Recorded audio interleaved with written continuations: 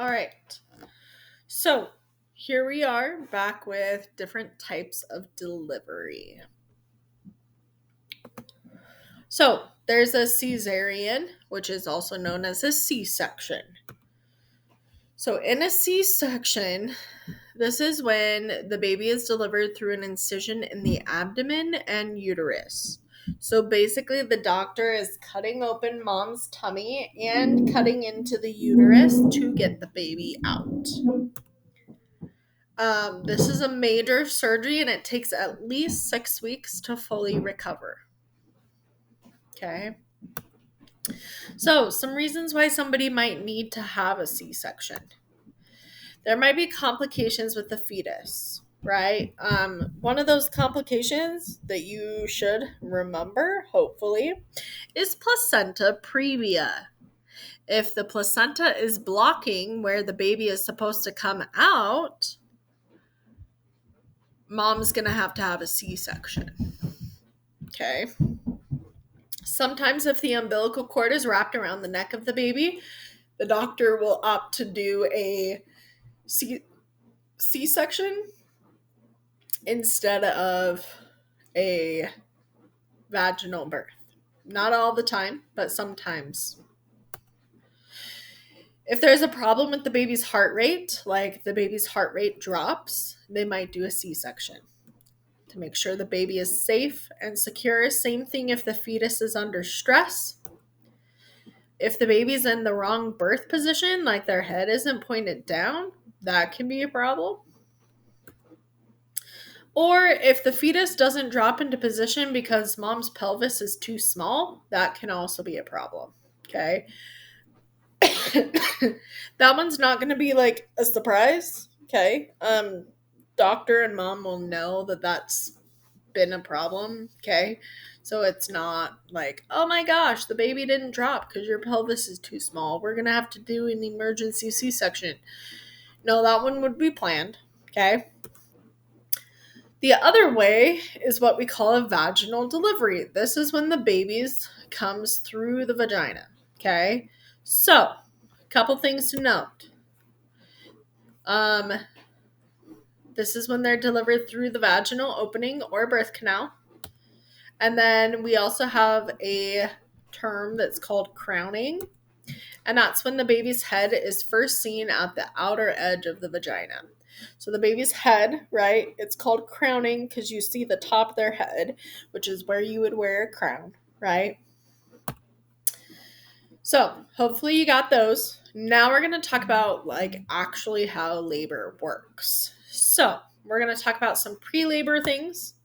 So pre-labor, we have lightening. Hopefully you remember from 3.7 what lightening is. But in case you forgot, the baby settles or drops deep into mom's pelvis during the 9th month to prepare for birth.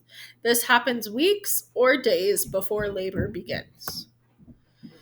Relaxin is a hormone that's released to help the ligaments loosen and become stretchy. And the ligaments of the pelvis relax to allow the baby to pass through. So, also in pre-labor, the water breaks. It may be a trickle or a gush. So, I remember when I was a senior in high school, my math teacher was pregnant. She was my math teacher for all of my high school. So when I went to high school, our actual high school was 10th through 12th. So she was my teacher for all of my years in high school. Anyway, so my senior year, she was pregnant, and I remember that one day she was up doing problems on the board, teaching us how to do calculus, and like all of a sudden her water broke, and like it was like, psh, it like went everywhere, and we were like, okay, and she was like, okay, I'm gonna go call principal and call my husband. It looks like I'm going to the hospital to have my baby, right? So then the principal came in and was our sub while she went to go have her baby. Sometimes it's a little bit of a trickle. Sometimes it's a gush. With my teacher, it was a gush. It was like there was no mistaking that the water broke. Okay. Sometimes the water doesn't break on its own, and sometimes the doctor breaks the water. And if they do, an amni hook is used. Basically, they reach up in there and they break the water, the amniotic sac. Okay. So now we're going to go through the 3 stages of labor. Stage 1 is dilation and effacement. This is the dilation of the cervix. This is when the cervix opens. This is the longest part of labor, averaging about 8 to 12 hours of just the cervix opening. Okay. Early labor is when the cervix dilates 0 to 4 centimeters. Active labor is when the cervix dilates 4 to 8 centimeters. So usually somewhere around this is when hospitals are like, yeah, you should probably start to come in. Okay. Effacement is the thinning of the cervix until it's 100% effaced so that it's not in the way anymore. So I'm going to give you a cervix dilation diagram so that you can kind of see the differences. Okay. So this is kind of what we're going to call a closed cervix. This is when the cervix is dilated to 1 centimeter. This is 2 centimeters. This is 3 centimeters. This is 4 centimeters. So that's called early labor. Okay? Now, active labor is what we call 5 centimeters, 6 centimeters, 7 centimeters, 8 centimeters. Look at me, I'm in the way now. Then we have 9 centimeters. And then finally we have 10 centimeters. So the cervix goes from this little guy to being open like this. And it does that because it's opening, but it's also being squished. Okay? So here's another visual just so you can see. Okay? So 1 centimeter is about a Cheerio. 2 centimeters is about a penny. 3 centimeters is about a banana. 4 centimeters is about a cracker. 5 centimeters is a Baby Bell. 6 centimeters is a cookie or a biscuit. 7 centimeters is a can of pop. 8 centimeters is a baseball. 9 centimeters is a donut. 10 centimeters is a bagel.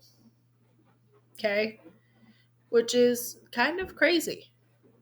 That's about how big it has to be in order to fit the baby's head out. Okay? So, the cervix is not effaced or dilated. This is where the cervix gets thinner. Okay? It's not dilated yet. The cervix is 100% effaced, so there's nothing blocking it, and it's dilated to 3 centimeters. And now the cervix is fully dilated to 10 centimeters, and it's 100% effaced. Okay? So, it has to thin in order for it to dilate. Now, one of your branches is going to be doing a ping pong ball and balloon demonstration. If you get to this point, go ahead and I'm going to end the video here, and then you can do this activity if you would like to, and then come back and we'll finish the video. Okay, I'm going to